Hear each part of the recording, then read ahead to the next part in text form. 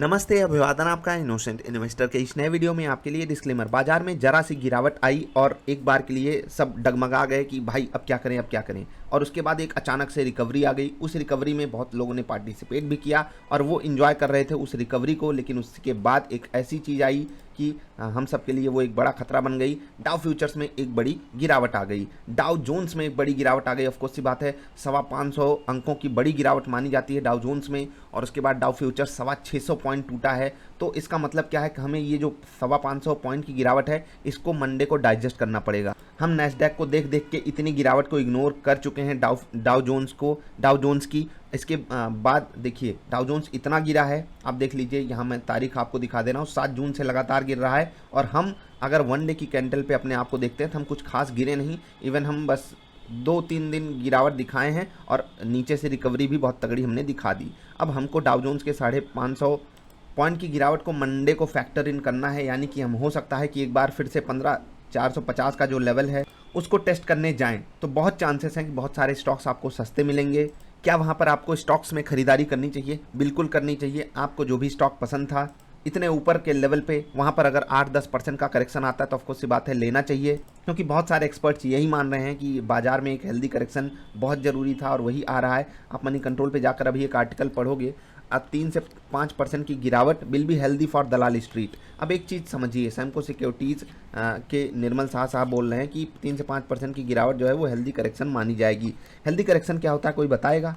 मैं आपको इस पे बहुत जल्द वीडियो लेकर आऊँगा। हेल्दी करेक्शन का मतलब ऐसी गिरावट जो बाजार के हेल्थ के लिए ठीक हो। ठीक, बाकी ये क्यों ऐसा हेल्दी माना जाता है इसको, अगर आप हमारी निफ्टी एनालिसिस वाली वीडियो देखते होगे तो आप खुद समझ गए होगे। मैं वहाँ पर ऑप्शन डेटा रिस्की बोलता हूँ ना, वही ऑप्शन डेटा नॉर्मल बेसिस पे आ जाता है, सही हो जाता है और बाजार जो है वो अपने टेक्निकल्स को सम्मान देने लगती है। क्योंकि जब आप 5 मिनट की कैंडल पे आकर देखोगे, रिस्की ऑप्शन डेटा के कारण ही ऐसी भयंकर गिरावट, वन साइडेड गिरावट अचानक से आती है, अचानक से बाइंग आ जाती है। ये रिस्की डेटा जब ऑप्शंस में बनता है तभी ऐसा होता है। तो ना ही भयानक करेक्शन के टाइम में, यानी कि जब बड़ा क्रैश आता है उस वक्त बाजार बहुत हेल्दी तभी मानी जाती है जब एक बाउंस बैक हो। ठीक है, कुछ मार्केट्स में डाउन ट्रेंड रहता है, उसकी मैं बात कर रहा हूँ। बाकी हम सब एक बुल रन में हैं, तो उस बुल रन में एक ऐसी गिरावट जो पिछली गिरावट की लगभग 33% के आसपास आज पिछली मजबूती की 33% के आसपास आए, उसको हम हेल्दी करेक्शन मानते हैं।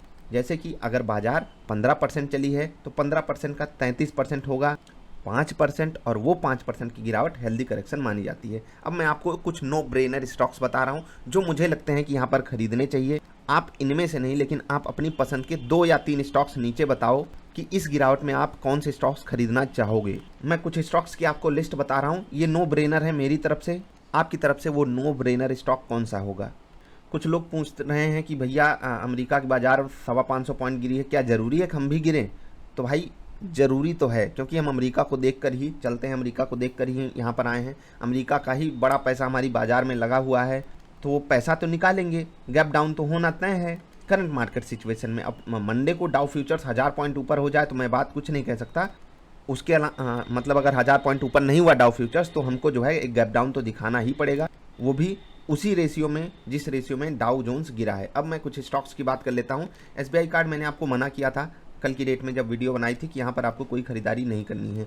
अगर आपको मंडे को या आने वाले हफ्ते में, ठीक, आने वाले हफ्ते में ये स्टॉक 950 की रेंज के आसपास मिल जाता है, यानी कि यहाँ से भी 5% के आसपास की गिरावट दे जाता है, तो वहाँ पर आपको बाइंग इनिशिएट करना है। याद रखिएगा, जब भी कोई ऐसा मौका आता है, स्टॉक जो है एक रेंज बनाता है, समय लेता है। तो ये स्टॉक ऐसे वी शेप रिकवरी नहीं दिखा पाएगा, समय लेगा। तो आप धीरे धीरे भी ऐड करोगे, कोई दिक्कत है नहीं। और कुछ लोग कहेंगे कि अगर आ गई रिकवरी तो भाई आप इसको एंजॉय कर लेना। जो कम क्वांटिटी होगी, हमेशा याद रखना, जितनी क्वांटिटी आप खरीदते हो उतने पे ही आपका रिस्क होता है, तो आप उसको एंजॉय किया कीजिए। मार्केट हमेशा आपको अनलिमिटेड अपॉर्चुनिटीज़ देता है, आपको यहाँ पर टेंशन लेने की जरूरत नहीं कि मैं मिस कर गया। मैं भी पहले बहुत सर पीटता था इस चीज़ को लेकर, फिर बाद में रियलाइज हुआ मार्केट आपको सिर्फ उतना देती है जितना आप डिजर्व करते हो। डिजर्व करना मतलब अपनी डिजर्विंग पोजीशन बढ़ाइए, आप बेहतरीन काम करोगे। गेल मुझे पसंद है, सपोर्ट पे भी है। अब ये सपोर्ट तोड़कर अगले सपोर्ट पे अगर ये जाता है जो कि 147 रुपये 50 पैसे के आसपास है, और वहाँ पर अगर हमको मिल जाता है वेल एंड गुड। 147 रुपये 50 पैसे के नीचे कोई भी रेट मिले मैं लेने के लिए तैयार हूँ, पहली किस्त लेने के लिए तैयार हूँ। याद रखिएगा, जो लोग स्विंग ट्रेड करेंगे ठीक है, short to medium swing trade, वो स्विंगर पैटर्न पे ही ट्रेड लेंगे, या फिर आपके पास खुद का कोई सेटअप हो। जिनके पास स्विंगर सेटअप नहीं है, खुद का आप एक सेटअप बनाइए जहां पर आप बाइंग इनिशिएट करने के कुछ प्लान्स बना लीजिए कि मैं इसी रूल के हिसाब से ही बाइंग करूंगा, क्योंकि बिना रूल के हिसाब से अगर आप बाइंग करोगे तो आप इधर उधर उलझ जाओगे, समझ रहे हैं। जिनके पास स्विंगर सेटअप है उनके लिए अच्छी चीज़ ये है कि वो एक रूल को फॉलो करते हैं। हम हमेशा नहीं सही होंगे उसमें, लेकिन जब भी स्टॉक रूल के खिलाफ जाएगा हम एग्जिट कर जाएंगे, मतलब हम अपने आप को फालतू के रिस्क में नहीं रखेंगे। तो गेल भी मुझे पसंद है, अगर गिरावट और आती है I am ready to buy this stock also, ठीक है। तो गेल पे भी आप नज़र बना कर रखिएगा, बहुत दिन बाद रेडार पे आया है। बीपीसीएल ये तो बिल्कुल नो ब्रेनर है, किसी को या इस स्टॉक को इग्नोर नहीं करना है। अगर ये आपको 455 450 की रेंज में मिल जाए बहुत अच्छी बात है, वहाँ आपको इसको ऐड करना ही करना चाहिए। मैंने आपको एक वीडियो बनाई थी दूसरे चैनल पर, दी भी थी कि क्यों डिविडेंड के लिए इसको कोई खरीद नहीं रहा है, और वो वीडियो आप जरूर देख लीजिएगा। उसके बाद आपका कॉन्फिडेंस और बूस्टअप हो जाएगा। आप यहाँ पर 50 रुपए से भी ज़्यादा का डिविडेंड पाने वाले हो, तो इस स्टॉक को गिरावट में तो बिल्कुल भी इग्नोर मत कीजिएगा, ठीक है। तो इसको भी रडार पे रखिएगा, तगड़ी वाली रडार पे। हिंदुस्तान पेट्रोलियम इसी का भाई है, अगर ये आपको 270-75 के आसपास मिलता है तो इसको भी आप ऐड कर सकते हो। बाकी डिविडेंड के लिए बीपीसीएल बेस्ट है, एचपीसीएल भी आप खरीद सकते हो, यहाँ पर भी बढ़िया मोमेंटम आपको मिल सकता है। एक स्टॉक है महिंद्रा एंड महिंद्रा, याद रखिएगा बहुत कम लोग यहाँ पर बुलिश होंगे, लेकिन मैं हूँ।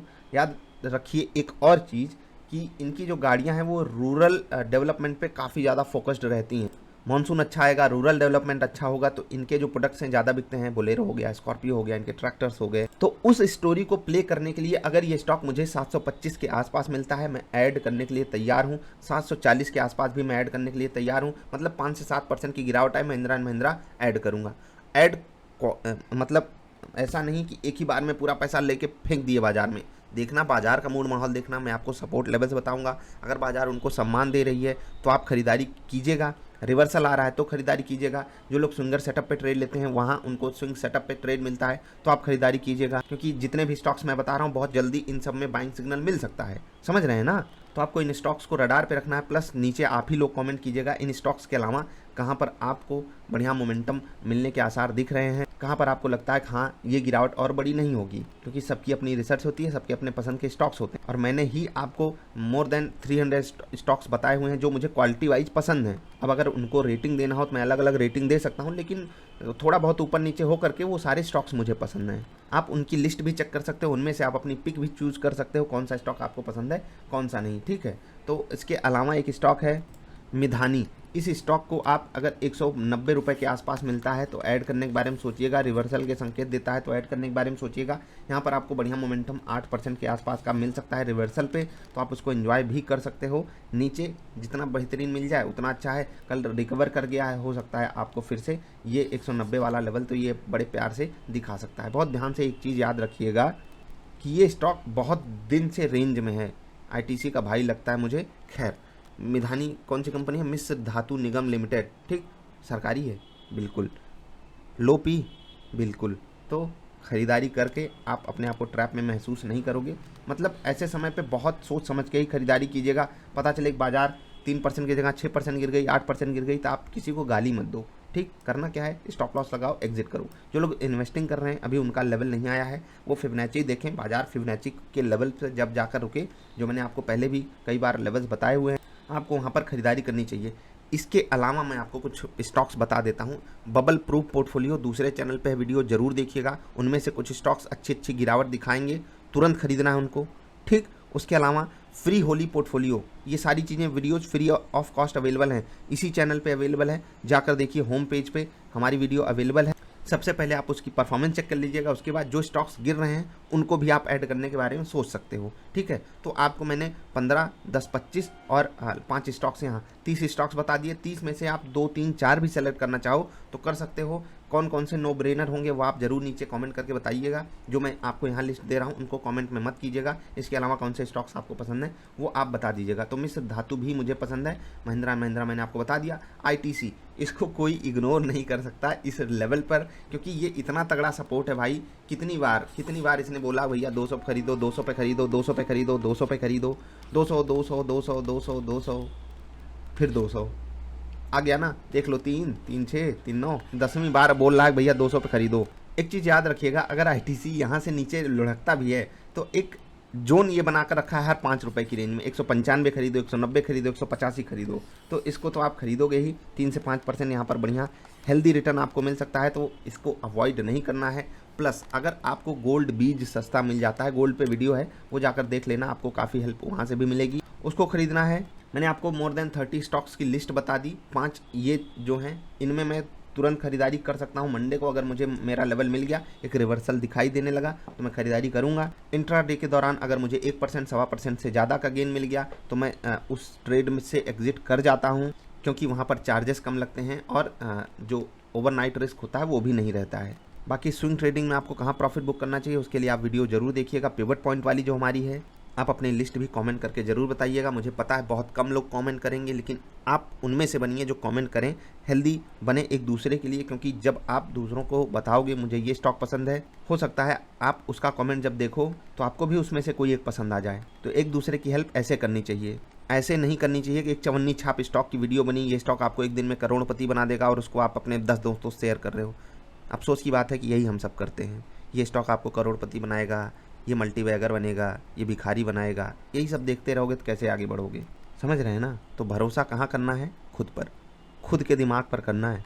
दूसरे तो बस इतना ही दिमाग लगा रहे हैं जितने यूट्यूबर्स हैं कि कैसे मेरे व्यूज़ बढ़ जाएं। आपको दिमाग लगाना है कैसे आपकी प्रॉफिट्स बढ़ जाएं। मैं अपने आप को उनसे अलग नहीं कर रहा हूँ। ऑफकोर्स सी बात है कि मैं भी वही सोच रहा हूँ जो अन्य लोग सोच रहे हैं। आपको मैं सिर्फ इतना कहना हूँ, खुद पे ट्रस्ट करो, खुद पे दूसरों की हेल्प मिल रही है, उसको पॉजिटिव वे में यूज़ करो। कमेंट जरूर कीजिएगा। मिलेंगे फिर से। नमस्कार।